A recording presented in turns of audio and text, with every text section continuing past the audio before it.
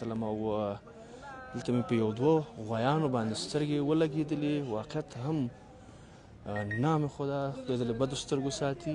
ډېر غټ غټ غویان دي او له ما سره په څنګ کې ورور ولاړ ده چې فکر کوم دا غویي د همده دي. ستړی مه شي وروره، ښې کراري ده. جوړې وروره ښې، ستړی مه شي.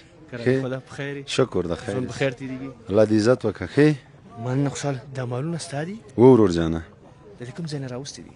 دا خو بس همدلته جلال کې لوی سوي وو، خیوا ورته وایي هلته لوی سوي وو، له هغه جیم راوستنه. داسې نمونه څاروي موږ په ځینو ویډیوګانو کې په کتل په پاکستان کې، خو دغه ځای چې له نیکه مرغه په افغانستان کې هم دلته ساتل کېږي. و افغانستان کې دا ساتل کېږي، دلته دا نسلونه راوتلي دي. بس غواګانو ته پچکاري ورکوي، نسل فرانسوي نسل ده، پچکاري ورکوي. هغه پچکاري له طریق الله تعالی بس دا نسلونه پیدا کوي.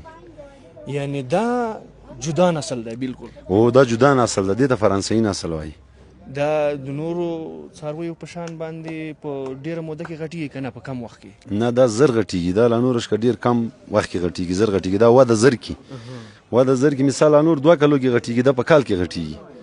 دا فرانسوي زیاته ده چې وساتي، دا خپله پرورش ډېر زر پرورش کړي.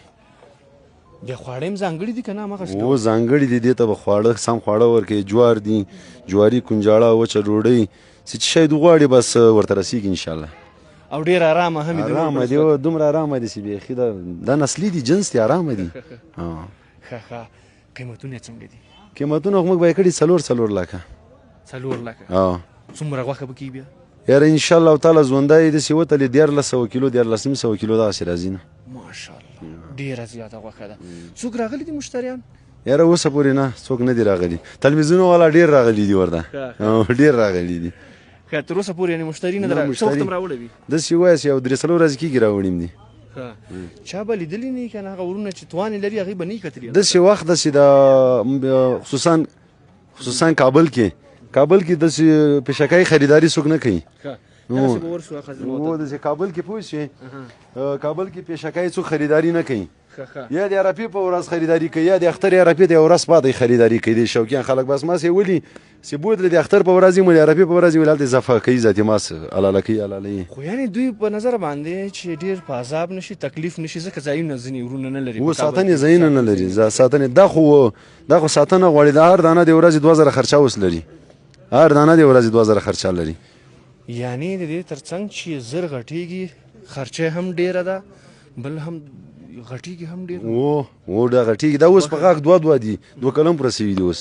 دا 2 کلن دي؟ 2 کلن دي اوسه پورې. دا دواړه 2 کلن دي. دا دواړه وړاندې به ورشو، لږ به دې منځ کې ودرېږو. درنو لیدونکو، دا نو په دې منډۍ کې تر ټولو ستر غویان او ځانګړی نوم هم لري، فرانسوي. او ماشاءالله چې قیمت هم یو څه د نورو په نسبت باندې لوړ دی. لوړ خو دا په ټول کابل کې دا جوړه نسته، دا رقم جوړه نسته ټول کابل کې دا جوړه. هغه زمونږ فارسیوانان ورونه یو متل کوي، وی ارزان بې علت نیست او قیمت بې حکمت نیست. بې حکمت نیست. بې حکمت نیست.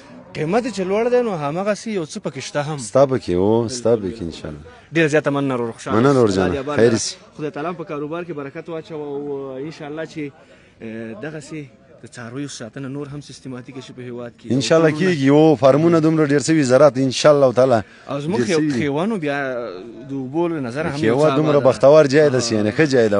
خدای تعالی دې ستاسې په کاروبار کې برکت وکړي. ډېره مننه، خوشحاله اوسئ. الله دې آباد لره. درنو لیدونکو، دا هم د دې منډۍ تر ټولو ستر څاروي